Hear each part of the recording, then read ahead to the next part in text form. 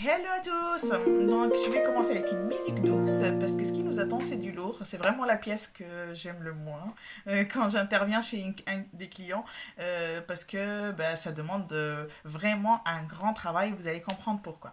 Donc aujourd'hui j'ai en fait divisé ma vidéo en trois parties. La première partie c'est le plan de travail. Après c'est le grand classement. J'appelle ça le grand classement, c'est-à-dire comment on organise la cuisine.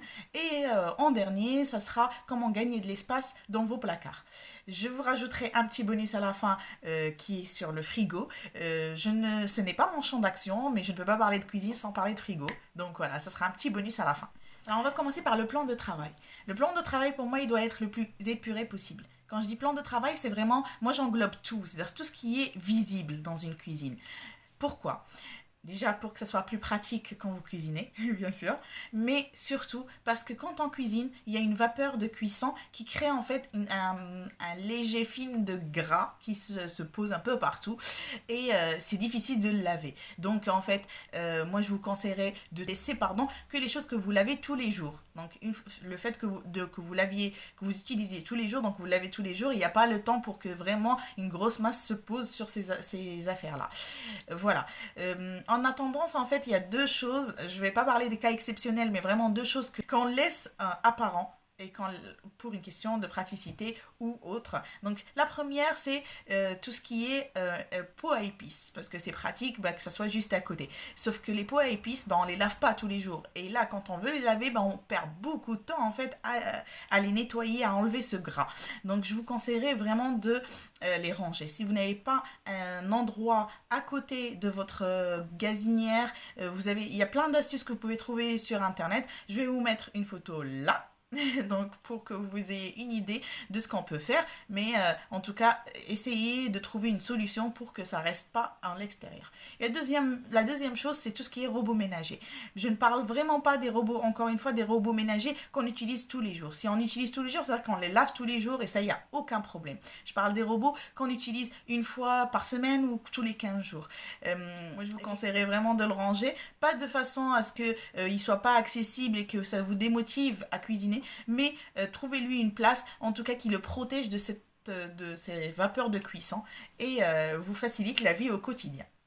Voilà, ça c'est ce que je voulais dire pour le plan de travail, c'est vraiment de l'épurer le plus possible pour gagner du temps au quotidien en évitant de tout laver tous les jours. Donc avant de cuisiner, épurez votre plan de travail.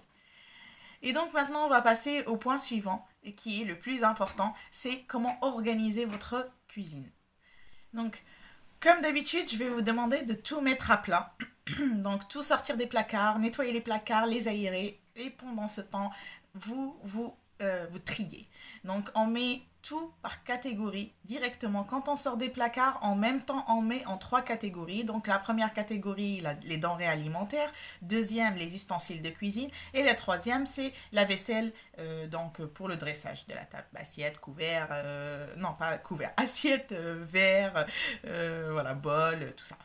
Donc après, une fois que vous avez les trois catégories, vous triez catégorie par catégorie. Pour ce qui est donc des denrées alimentaires, les boîtes de conserve à part, tout ce qui est pâtes, riz, semoule ensemble. Et je vous conseillerais de les mettre dans des bacs. Vous n'avez pas de bac, moi je suis anti-consommation. Je ne vais pas vous pousser à acheter quoi que ce soit, mais plutôt d'improviser.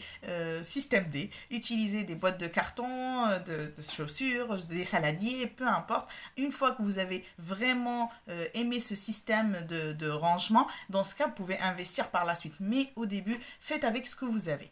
Donc, pourquoi mettre les choses par catégorie? Parce que même si vous avez fait tout ce travail, une fois que vous allez faire vos courses, vous allez arriver avec vos courses, vous allez les mettre en vrac dans le placard. Même si vous avez attitré un placard que aux denrées alimentaires, vous allez les mettre en vrac et rebelote. Et là, il faudra retrier encore une fois. Donc directement, on met les choses par catégorie et dans des bacs. À part les boîtes de conserve où là, ils s'empilent très bien tout seuls. Donc après pour tout ce qui est ustensiles de cuisine, donc casserole, plat pour four, pâtisserie, râpe, tout ce qu'on utilise, les fouets, tout ça. Donc on regroupe tout ça et on commence à trier pareil. Ce qu'on utilise rarement, ce qu'on utilise régulièrement, ce qui va au four, c'est ensemble.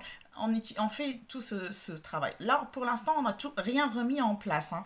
Et donc, troisième catégorie, qui est tout ce qui est vaisselle. Pareil, ce que vous utilisez régulièrement, vous le mettez devant. Ce que vous utilisez rarement, derrière. J'ouvre juste une parenthèse par rapport à la mise en place. Quand vous allez remettre les choses dans le placard, réfléchissez, en tout cas d'abord pour tout ce qui est dressage. Et si vous avez des enfants en bas âge qui peuvent participer, pensez à leur mettre à leur niveau, en fait, tout ce qui est assiette pour que pendant que vous cuisinez, eux, ils peuvent dresser la table. Réfléchissez à tout ça, en fait, en remettant tout ça, de remettant tous ces ustensiles en place. Euh, Bien sûr, enfin, je donne un exemple pour que ça soit plus parlant. Par exemple, pour une personne qui est petite de taille, moi, pour mes clientes, par exemple, je ne vais pas tout leur mettre des choses en haut parce que ben, ça rajoute une action de ramener un marchepied. Donc, on va mettre en bas. Pour une personne plus grande, bah forcément, je vais lui mettre plus haut. Elle ne va pas se casser le dos tous les jours. C'est des actions qu'on fait tous les jours sans s'en rendre compte. Donc, c'est le moment où, en fait, où vous êtes en plein conscience et vous réfléchissez à où est-ce que vous mettez les choses et pourquoi vous les mettez là. Il faut que ça soit le plus pratique possible et que ça vous fasse gagner du temps au quotidien. Voilà.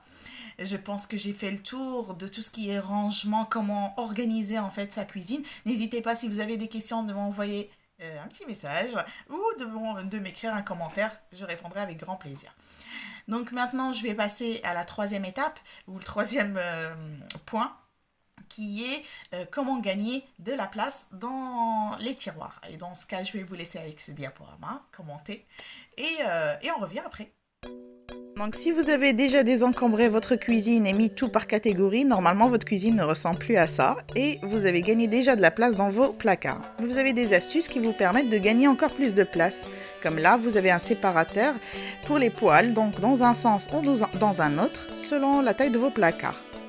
Sur la droite, vous voyez des étagères amovibles. Ça vous permet aussi de gagner de la place dans la hauteur. Toujours des séparateurs pour les plats qui vont dans le four ou les couvercles. Pour les moules en silicone, vous avez cette technique. Ou sinon, dans des bacs. Je vous avais déjà parlé des bacs. Donc, il faut juste penser à les étiqueter pour que tout le monde s'y retrouve. Là, c'est des systèmes D, hein, quelques astuces système D pour les couvercles Tupperware. Alors là, je veux parler de tout ce qui doit être accessible, qu'on utilise tous les jours. Donc, de préférence, les suspendre.